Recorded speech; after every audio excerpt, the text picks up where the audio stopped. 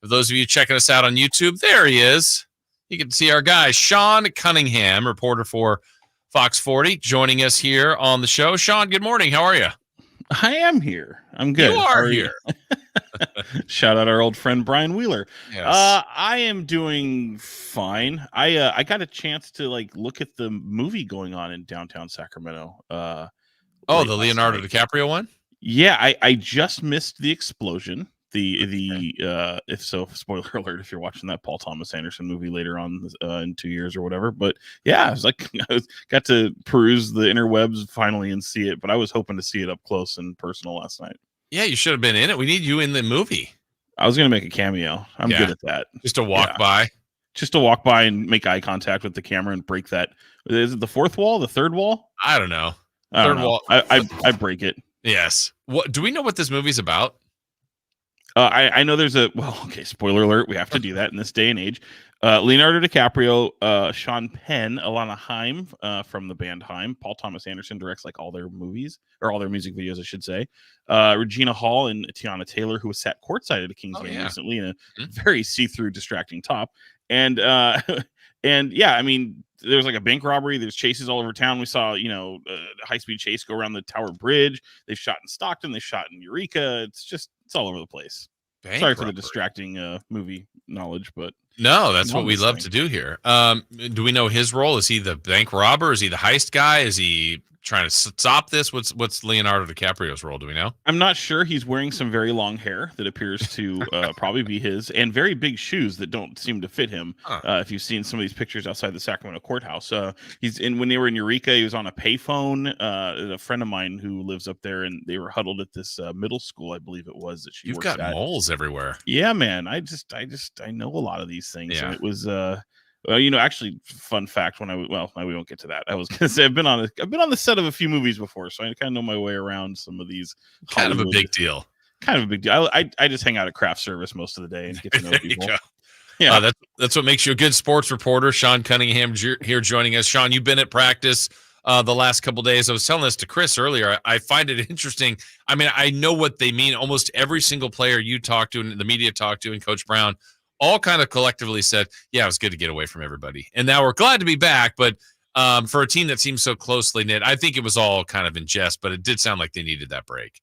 Yeah, especially with how much they were on the road for these long extended periods of time. But it's funny, Jay, they come out of the All-Star break and, we, the media, we want to talk about, what at least kind of trendy and topical, and so much had been discussed about, just how awful the All-Star game has become. And, you had Domas, who hasn't been around the team because of an illness coming back from Mexico. And so we haven't had a chance to talk to him necessarily yet since they've been back. But, De'Aaron Fox, who is in really good spirits, having a few days off to mentally and physically decompress. But he experienced it last year, and obviously he's a pretty competitive guy. And then Keegan Murray, of course, who was out there for the past 2 years representing Sacramento in the Rising Stars Challenge. So interesting to kind of not only get their perspective, especially with Harrison Barnes, who's on the NBA Players Union Committee as a representative, as their treasurer and secretary, so just reelected. So it's interesting to see these different perspectives of how do you make the All-Star game better? No one seems to really have the answer to that. Some would say it's financial. I sit back and go, you really only have 5 days off if you don't go to the All-Star site. And if you do, as it was kind of outlaid, De'Aaron Fox kind of outed Keegan Murray, saying the fact that he was fortunate to lose early in that Rising Stars so he could get the hell out of town a lot quicker. And we're talking mere minutes, really, but it's still got to jump on some of the other guys who had to stay a little bit longer.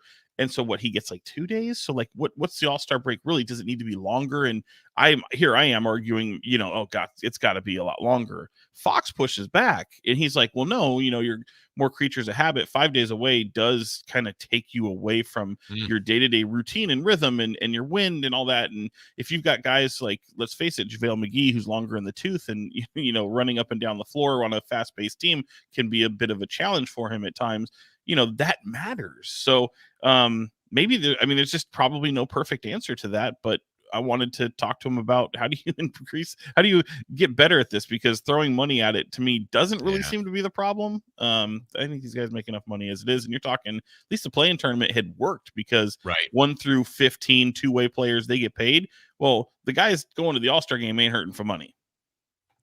Yeah, and the guys, those that were competing, like people were going for the in-season tournament title, and you could just tell. And there's a difference. Right. And so if there was kind of that belief amongst I think this is on the players. Like if there was a meeting and LeBron sat everybody down and says, "Let's go, we're playing." Like nobody wants to get hurt. That would be the catastrophe of the All-Star weekend. But they know the difference. Maybe even if it's a show for a half. And then I personally like the Elam ending, Sean. If they had that and there was competition, I want to say 4 or 5 years ago. There was a really good finish the first time they added the Elam ending, and you could tell players were playing. And now you're getting the best athletes competing and stuff you don't normally get to see. I think that would be the peak. They get it. You want some entertainment, but I think you want some competition. I don't think it has to be anything like crazy rules implemented. It's just see if you can get the players on board. That's to me is where they need to go.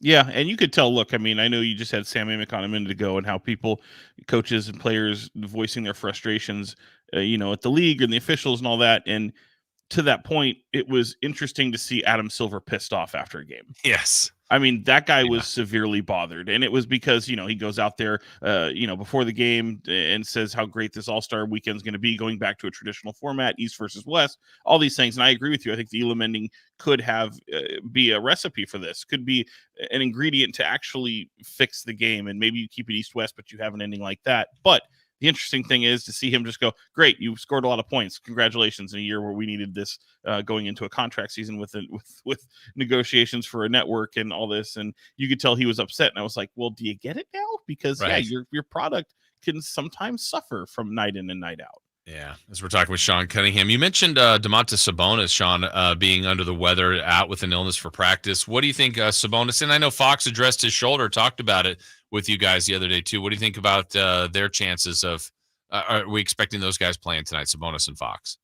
Yeah, I mean, obviously Sabonis is listed as doubtful. I think seeing what they do at shoot around here coming up in the next little over an hour or so. I'm not really expecting to see him, to be honest. It sounds like it's really just a, you come out of All-Star weekend. I know he was out of the country. I think, the whole don't drink the water, I think, might apply here. And it's just one of those things. I see how he feels. But with Fox, the shoulder has been an issue, and he's not missing games. And that was kind of a topic of discussion with Mike Brown last night, which was, for all the things that are talked about comparing last season to this season, and rightfully so, because they are so similar, even right down to the record through 54 games.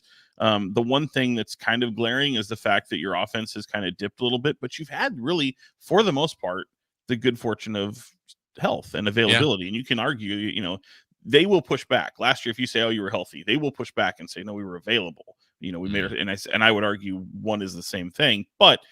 Yes, okay, you were available. Well, this year you are available. Guys are, especially within the core, for large part available to play, and I think that they've been able to reap the benefits of that. And clearly, they've had losses on their docket that are just really head scratchers and disappointing. And certainly, the same flaws last year apply this year. So it's natural to talk about where this team is at this point in the All-Star break, because you take a step back and look at the whole landscape of the NBA, how competitive it is, being a game and a half out of 5 and being a game and a half out of 10, or even below. So it's a little bit of a head scratcher to see what this team is. But I think it's also kind of, that you want to use continuity. This is part of it. You are a little bit of the same.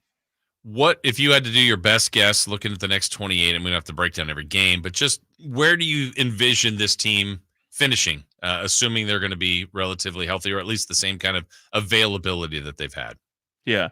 I kind of go back to the beginning of the season, not to, pat myself on the shoulder, because I don't know, but I argued that I felt this team was going to be rather capable of taking a few steps back. I mean, they finished third in the West last year, and I think that they would avoid the play-in tournament, and I think they'd be better set to make an extended playoff run, i.e. getting out of the first round, even if they finish 5th, 6th, wherever it may be in the standings. And I kind of think that's going to largely be true of this year, because for the most part, they've kept their head above water. They've stayed in that 5-6 range to avoid the numbers that are in the playoff tournament or the play-in tournament. People who don't know, that's 7, 8, 9, and 10.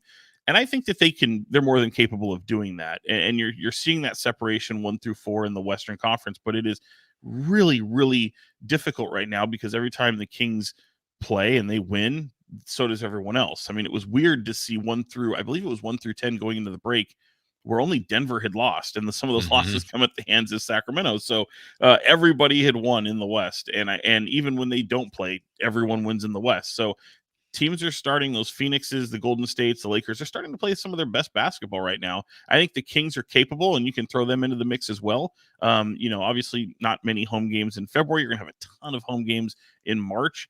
How does that bode well for this Kings team when they've played so well on the road usually? So, I still think if I was had gun to the head, I still think that they stay out of the play-in picture. I think they end up right around 5th or 6th. And then there's probably about 4 teams in my estimation that might finish in the playoffs that they'd have a good chance of beating in a playoff series. Is there one that, if you could create a perfect map for the Kings, and let's put them in your scenario, 5 or 6, so that you'd want them to play? Well, let's put it this way. You look at Denver, right? And they're 3-0 against Denver in this season so far. I ain't picking them in the playoff series. The Kings, that is. So I still roll with the defending champs. For some reason, I still think they give the Clippers some problems, and I think there's a little bit of I have to see it first. Like they've had some great success, being 2 games out of 500 or two games out of the first place, and locked into the third here, but all of a sudden you've got a Kawhi abductor injury. Now, obviously played in the All-Star weekend, but I don't think people are betting them they're going to have 100% health going into the playoffs. So we'll see how that rolls out. I actually would pick the Kings over the Clippers. Some people would probably push back there. I would take the Kings over the Thunder just because I don't think they have that experience, and they've played them really well this year as well. I don't like their chances against the Timberwolves at all. I think it's a bad matchup. They're much like the Pelicans, who just give them fits with that length and physicality. Phoenix, I don't think is deep enough, but I'd probably still pick Phoenix. I think they can, but I think the Kings can beat Dallas, the Lakers, the Warriors would be interesting. But yeah, to me, there's like 4 teams there that they can probably beat in a playoff series. So if you're asking me, go with somehow maybe play a Clipper Thunder team. I think that might be the path. I think the Mavericks will probably stay below Sacramento.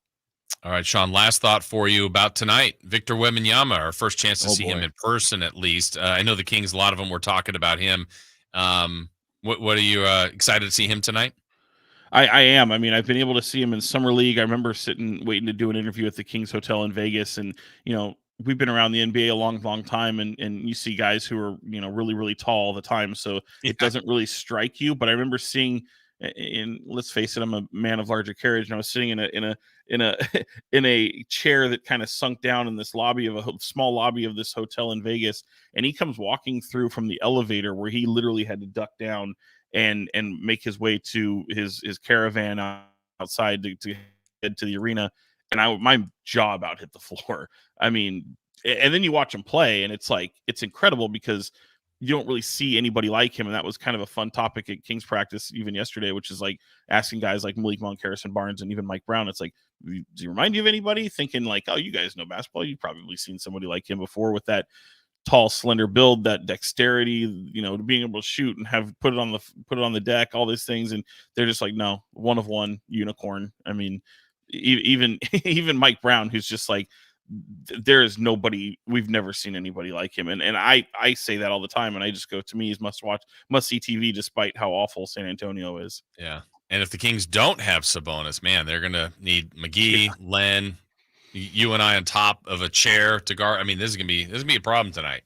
Yeah, it is. But and then again, don't play up to the level of your opposition. These are those teams that absolutely worry you if you're a Kings fan, because you have not fared well against teams with really awful records, and guys that just come out there hungry. So yeah, this would be a real stumble out of the All-Star break. Yeah, not what they're looking for. Well, Sean, we appreciate catching up with you. We will see you out at the arena tonight, and we'll talk to you soon. Anytime, buddy. See you. All right. Thank you. That's Sean Cunningham joining us, reporter for Fox 40 Sports, reported in our area a long time. Sean has done tremendous work, continues to do so. We will break. When we come back, Chris will give us who's hot, who's not. And we've got our 3 in the key for the Kings and the Spurs tonight. We'll do that when we return here on Sactown Sports at SactownSports.com.